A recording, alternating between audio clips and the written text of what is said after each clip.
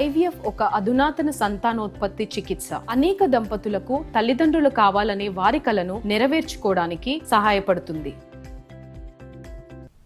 తెలంగాణ నుంచి రాజ్యసభ అభ్యర్థిగా బరిలో నిలిచిన అభిషేక్ మను సింఘ్వీని పార్టీ ఎమ్మెల్యేలు ఎమ్మెల్సీలకు పరిచయం చేశారు సీఎం రేవంత్ రెడ్డి. రేపు ఉదయం సింఘ్వీ నామినేషన్ దాఖలు చేస్తారని తెలిపారు.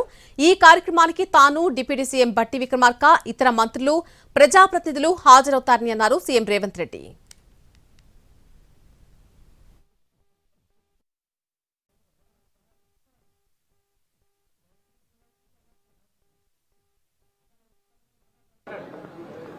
ఏఐసిసి అధ్యక్షుడు శ్రీ మల్లికార్జున్ ఖర్గే గారు, కాంగ్రెస్ పార్టీ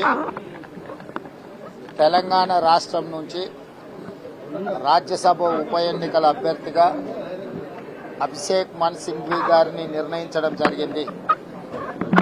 వారి నామినేషన్ ప్రక్రియలో భాగంగా ఈరోజు సిఎల్పి సమావేశాన్ని ఏర్పాటు చేసి శాసనసభ్యులను, శాసనమండలి సభ్యులను, లోక్సభ ఎంపీలను, రాజ్యసభ ఎంపీలను అందరినీ కూడా సమావేశానికి ఆహ్వానించి అభిషేక్ మను సింఘ్వీ గారిని మా వాళ్ళందరికీ పరిచయం చేయడం జరిగింది.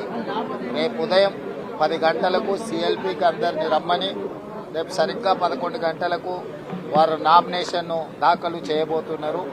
కాంగ్రెస్ పార్టీ తరఫున తెలంగాణ రాష్ట్ర ముఖ్యమంత్రిగా, పిసిసి అధ్యక్షుడిగా వారిని మనస్ఫూర్తి తెలంగాణ ప్రజల వాయిస్ ను చట్టసభల్లో బలంగా వినిపిస్తామన్నారు సింఘ్వీ. అన్ని వర్గాల ప్రజలకు సంబంధించిన సమస్యలను చట్టసభల దృష్టికి తీసుకెళ్తామన్నారు. ఘనమైన వారసత్వ సంపదకు తెలంగాణ నెలవన్న సింఘ్వీ ఇక్కడి నుంచి రాజ్యసభ సభ్యుడిగా నిలుస్తున్నందుకు గర్వంగా ఉందని చెప్పారు. As I said, it's a humbling and a truly special privilege to be able to represent Telangana in the country's highest deliberative body, the Parliament.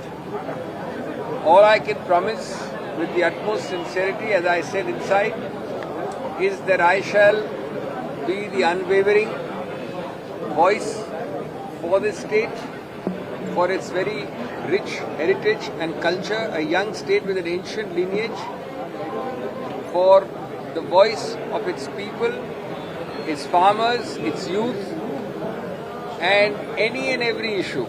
And I don't want to identify individual issues, but all issues which arise, you can all bank upon me as your strongest possible in Delhi.